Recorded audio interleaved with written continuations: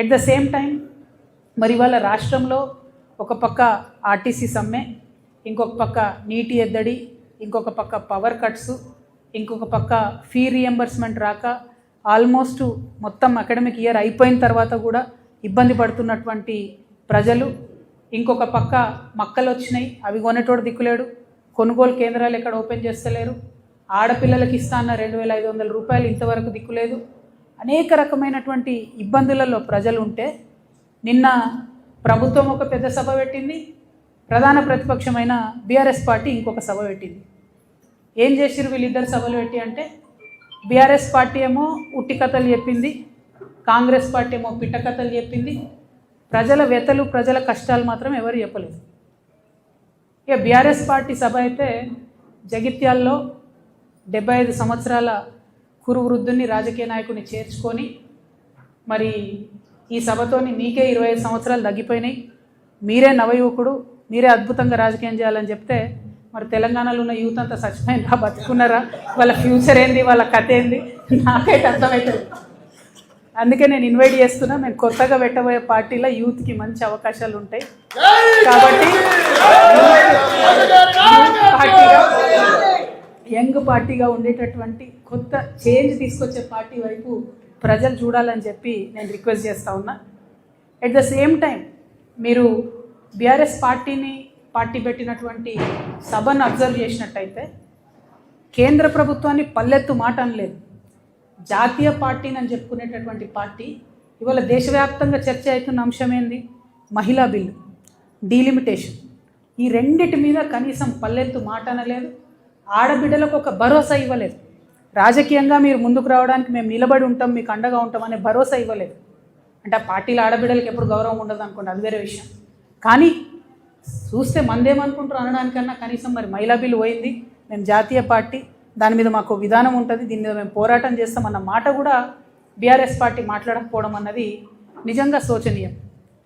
ఇదైతే ఇంకొకటి ఏంటంటే గమ్మత్తు, ప్రజల్ని బ్లేమ్ చేయడం, ప్రజల్ని తప్పుపట్టడం, మా ఓటమికి మీరే కారణం, ఇక మీరు ఓటేసిరు తప్పు దిక్కు మీరు అనుభవించండి అని ఒక పక్క ప్రజలను తప్పుపట్టడం, ఇంకొక పక్క రాజకీయ పునరేకీకరణ పేరుతోని ప్రజలను తప్పుదోవ పట్టించడం. ఎవరండి ఈ జీవన్ రెడ్డి గారు? ఆనాడు వైఎస్ రాజశేఖర రెడ్డి ఉన్నప్పుడు ఉద్యమం కోసం రాజీనామా చేసి ముందుకెళ్తే 2 సార్లు ఉద్యమ నాయకత్వం మీద పోటీ చేసిందే ఈ జీవన్ రెడ్డి గారు. పచ్చి తెలంగాణ వ్యతిరేకి. రాజశేఖర రెడ్డి ఉంటే చాలు నాకు తెలంగాణ ఎందుకన్న వ్యక్తిన. అంటే రాజకీయ పునరేకీకరణ పేరుతోని తెలంగాణ వ్యతిరేక శక్తుల్ని తీసుకొచ్చి తెలంగాణ పునర్నిర్మాణ యజ్ఞం చేస్తామని చెప్తే ఇక ఒక్కటే అర్థమైంది నాకు, 1000 ఏళ్ళైనా బీఆర్ఎస్ పార్టీ మారదు. తెలంగాణ ఉద్యమకారుల గురించి ఒక ఊసు లేదు, తెలంగాణ ఉద్యమకారుల గురించి ఒక మాట లేదు. కాంగ్రెస్ ప్రభుత్వం తెలంగాణ ఉద్యమకారుల్ని మోసం చేస్తూ కేకే కమిటీ వేస్తామని కాలయాపన చేస్తే ఒక్క మాట కనీసం బిచ్చమెత్తుకుంటున్నాడు ఉద్యమకారులు. రేపు భిక్షాటన చేస్తారట. అవమానం అనిపిస్తుంది, కళ్ళకి నీళ్ళు వస్తున్నాయి, దుఃఖం వస్తుంది.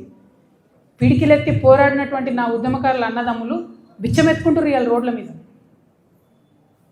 మరి ఏం పునరేకీకరణ? వైఎస్ రాజశేఖర రెడ్డి కావాలన్న వాళ్ళతో పునరేకీకరణ. తెలంగాణ ప్రజలు, ముఖ్యంగా తెలంగాణ మేధావులు ఆలోచించాలని నేను కోరుతా ఉన్నా. ఇక వీళ్ళు ఒక రకమైతే కాంగ్రెస్ పార్టీ పెద్ద సభ, అధికారంలో ఉన్నారు, ఆర్భాటం, హంగు, పెద్ద సభ పెట్టి ఏం మాట్లాడతారు వాళ్ళు? గుంటనక్క నిన్న ఢిల్లీ పోయింది, గుంటనక్క నిన్న ఢిల్లీ పోయింది. గుంపు మేస్త్రి ఏమంటాడు?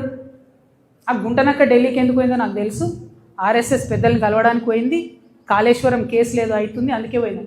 నాకు సంపూర్ణంగా కోర్ట్స్ మీద విశ్వాసం ఉందండి, నాకు సంపూర్ణంగా కోర్ట్స్ మీద వాళ్ళ జడ్జిమెంట్ మీద విశ్వాసం ఉంది. కానీ ఒక ముఖ్యమంత్రి స్థాయిలో ఉన్న వ్యక్తి ఈ గుంటనక్క పోయి ఆర్ఎస్ఎస్ పెద్దల్ని కలుస్తుంది అని గుంటనక్కతో డీల్ మాట్లాడుతుండే. ఏమంటుండు? నువ్వు చెప్తావా, నువ్వెవరు కలిసినావో నేను చెప్పాలనా?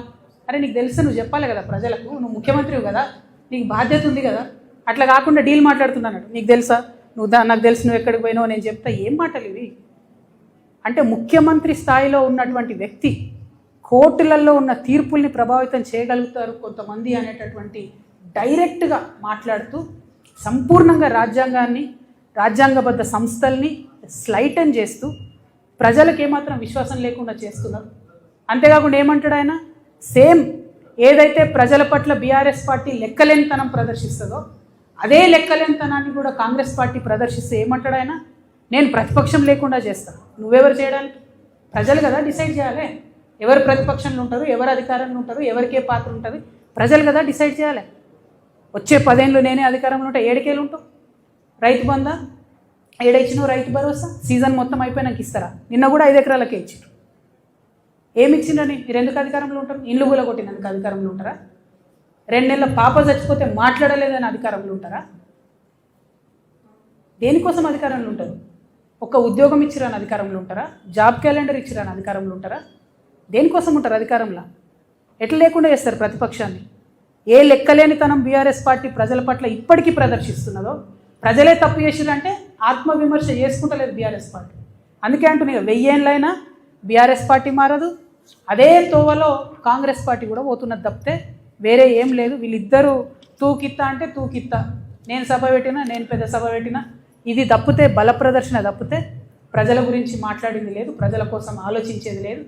డెఫినెట్గా మారాలి పాలిటిక్స్. దయచేసి పాలిటిక్స్ మారాలి, ప్రజల సెంట్రిక్గా పాలిటిక్స్ జరగాలి, నాయకుల సెంట్రిక్గా కాదు, పార్టీల సెంట్రిక్గా కాదు. ప్రజలకు ఏదైనా ఇబ్బంది ఉంటే దాన్ని అడ్రస్ చేసేటట్టు రాజకీయ నాయకత్వం ఉండాలి. దానికోసమే ఈ రాష్ట్రంలో కొత్త రాజకీయ శక్తిగా మేము ఆవిర్భవించబోతా ఉన్నాం 25వ తారీఖు నాడు. ప్రజలందరినీ నేను రిక్వెస్ట్ చేస్తూ ఉన్నా, దయచేసి కథలు రండి, తరలి రండి. ఒక ఆడబిడ్డగా నేను ఒక ప్రయత్నం చేద్దాం అనుకుంటున్నా, ఒక కొత్త తరహా రాజకీయం చేద్దాం అనుకుంటున్నా. ప్రజల కష్టాలు తీరేటట్టు, ప్రాబ్లం ఉంటే ఆహా ఉందా అని అక్నాలెడ్జ్మెంట్ కాదు, పరిష్కారం కోసం వెతికేటటువంటి పోరాట పటిమతో మీ దగ్గరికి వద్దాం అనుకుంటున్నా. ఒక ఆడబిడ్డగా వస్తున్నా. ఎగ్జాక్ట్లీ లెక్కలేనితనం అండి. కార్మికులు అంటే లెక్కలేనితనం. ఇవాళ జరుగుతున్నది ఏంటిది? ఆర్టీసీలో మొత్తంగా ప్రైవేట్ ఎలక్ట్రిక్ బస్సులను కొనుక్కొచ్చి, అవి కూడా కొంటలేరు, కిరాయికి తెస్తారు. కిరాయికి తీసుకొచ్చి దాంట్లో ఆర్టీసీ డ్రైవర్స్ కాకుండా ప్రైవేట్ డ్రైవర్స్ని పెట్టడం, అంటే ఆర్టీసీ వర్క్ ఫోర్స్ని అంతా కూడా తగ్గించేసి ప్రభుత్వ ఆర్టీసీ ఉద్యోగులు లేకుండా చేసి మొత్తంగా ఆర్టీసీని ప్రైవేట్ పరం చేసేటటువంటి ప్రయత్నం చేస్తున్నారు. దాంట్లో అవినీతి దాగి ఉంది, ఉన్నటువంటి ఉద్యోగాలను తీసేసేటటువంటి కుట్ర దాగి ఉన్నది. అన్నిటికన్నా ప్రాబ్లం ఏమవుతుందంటే గవర్నమెంట్ ఆర్టీసీ డ్రైవర్లు వెల్ ట్రైన్డ్ ఉంటారు, భద్రంగా బస్సు నడపగలుగుతారు. కానీ వచ్చేటటువంటి ప్రైవేట్ డ్రైవరు ట్రైనింగ్ ఉందా లేదా కూడా కనీసం ఈ ప్రభుత్వాలు చూస్తలేవు. కేవలం ఆ వచ్చేటటువంటి ప్రైవేట్ సంస్థలకు లబ్ధి చేకూర్చడం, వాళ్లకు అదనంగా బెనిఫిట్ ఎట్లా చేయాలి, దాంట్లో వీళ్ళ కమిషన్ ఎట్లా రావాలనే ఆలోచన తప్పితే ఇంకొకటి లేదు. రాష్ట్ర వ్యాప్తంగా కూడా చాలా డిపోలలో ఓన్లీ ఎలక్ట్రిక్ బస్సులను పెట్టుకుంటా ఉన్నారు. ఆ ఎలక్ట్రిక్ బస్సులలో కూడా ఆర్టీసీ డ్రైవర్లు ఉండాలి, గవర్నమెంట్ డ్రైవర్లు ఉండాలని చెప్పి మేము డిమాండ్ చేస్తున్నాం. ఏదైతే ఆర్టీసీని విలీనం చేస్తామని చెప్పి మాట ఇచ్చి కాంగ్రెస్ పార్టీ అధికారంలోకి వచ్చిందో దాని ఊసు లేకుండా ఇవాళ కార్మికులంతా కూడా మరి ప్రశ్నిస్తుంటే కర్కశంగా అణచివేసే ప్రయత్నం చేస్తున్నారు. కాబట్టి ఆర్టీసీ కార్మికులకు మేము భరోసా ఇస్తూ ఉన్నాం. ఖచ్చితంగా మీ వెంట మేము ఉంటాం. గట్టిగా ఫైట్ చేద్దాం, మన హక్కుల్ని సాధించుకుందాం. Thank you. జై తెలంగాణ.